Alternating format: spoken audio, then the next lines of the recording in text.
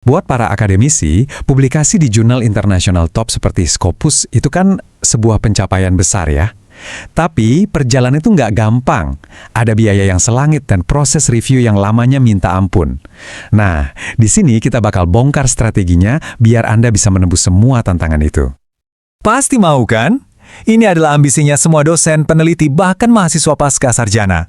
Tapi seringkali ada satu tembok besar yang langsung menghadang di awal perjalanan.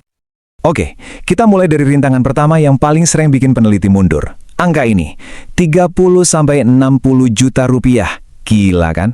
Dan ini bukan biaya risetnya loh, tapi biaya yang mungkin harus Anda bayar cuma buat nerbitin satu artikel, namanya Article Processing Charge atau APC. Nah, disinilah kita masuk ke intinya. Ternyata ada caranya loh. Dengan pendekatan yang pas, publikasi gratis dan cepat di jurnal Elsevier, Trindex, Scopus itu bukan mimpi. Yuk kita bedah bareng-bareng langkahnya. Ini dia peta perjalanan kita. Kita bakal mulai dari memahami masalah biaya, terus lanjut ke 3 strategi publikasi gratis, gimana caranya motong waktu review, menaklukkan proses revisi yang suka bikin pusing, dan terakhir, cara memaksimalkan dampak riset Anda setelah terbit. Baik, kita masuk ke bagian pertama. Kenapa sih publikasi akademik bisa mahal banget? Semua ini ada hubungannya sama satu istilah kunci ini. Nah, ini dia biang keroknya, Article Processing Charge atau APC. Gampangnya gini, ini tuh ongkos yang Anda bayar supaya artikel Anda bisa diakses gratis sama semua orang di dunia. Tujuannya sih mulia ya, biar ilmu pengetahuan terbuka. Tapi ya gitu, bebannya jadi ada di pundak penulis. Bedanya itu jelas banget, cuma soal siapa yang bayar. Kalau di jurnal langganan atau subscription, yang bayar itu pembaca atau institusi, makanya penulis biasanya gratis. Nah, sebaliknya, di jurnal open access, penulislah yang bayar APC supaya semua orang bisa baca gratis. Jadi, kuncinya adalah milih jalur yang tepat. Oke, kita udah tahu masalahnya, sekarang kita bahas solusinya. Ada 3 strategi jitu yang bisa Anda pakai biar bisa menerbitkan karya Anda tanpa keluar duit sepeser pun. Ada 3 jalan utama nih. Pertama, yang paling gampang, cari aja jurnal langganan yang model bisnisnya emang nggak minta bayaran ke penulis. Kedua, kalaupun jurnalnya open access, kita bisa coba ajukan pembebasan biaya atau waiver. Ini sering banget dikasih buat peneliti dari negara berkembang kayak Indonesia. Nah, yang ketiga, coba cek perjanjian institusional. Siapa tahu universitas Anda udah bayarin di muka. Oke, buat strategi pertama, nyari jurnal gratis, ini langkah praktisnya. Coba deh pakai alat kayak Elsevier Journal Finder. Tinggal masukin judul dan abstrak Anda, terus, nah ini yang paling penting, filternya di-set ke tidak untuk open access. Ini langsung nyortir jurnal-jurnal yang kemungkinan besar gratis. Tapi tunggu dulu. Ada satu langkah wajib yang nggak boleh kelewat. Selalu, saya ulangi ya, selalu buka website jurnalnya dan cari bagian Guide for Authors. Disitulah ada info final soal bayar atau enggaknya. Jangan sampai salah langkah.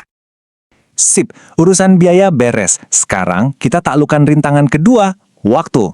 Proses review yang super lama ini bisa bikin artikel kita terkubur berbulan-bulan, bahkan tahunan. Tapi tenang, ini juga ada strateginya.